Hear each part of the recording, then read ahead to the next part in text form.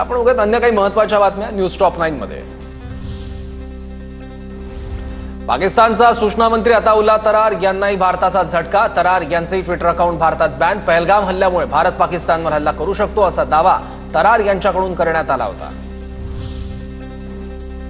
पाकिस्तानचा संरक्षण मंत्री ख्वाजा आसिफची पुन्हा एकदा भारताला पोकळ धमकी। भारताने सिंधू नदीवर धरण बांधून पाणी अडवलं तर पाक हल्ला करेल। भारताने सिंधू जल करार रद्द केल्यानंतर पाकचा थैथयाट।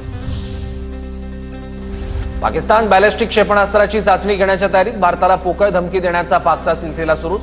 या आठवड्यात चाचणी घेण्याची तयारी करण्यात येत असल्याची माहिती। पाकिस्तानकडून शस्त्रसंधीचं सलग 9व्या दिवशी उल्लंघन। एलओसी जवळील कुपवारा भागात पाककडून गोळीबार। भारतीय सैन्याकडून पाकला जशास तसं उत्तर।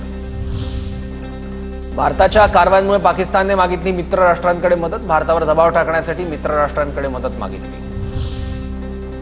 भारताच्या लष्करी कारवाईची पाकिस्तानला भीती। पाकिस्तानकडून पीओकेतील रहिवाशांना जीवनावश्यक वस्तूंचा साठा करण्याचं आवाहन।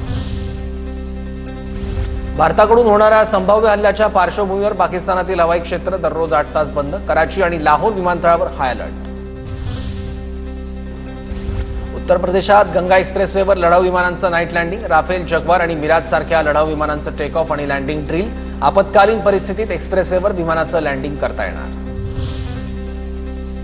भारत क्षेपणास्त्र चाचणी करणार। 7 मे रोजी कर्नाटकच्या करवार क्षेत्रात मिसाईल चाचणी।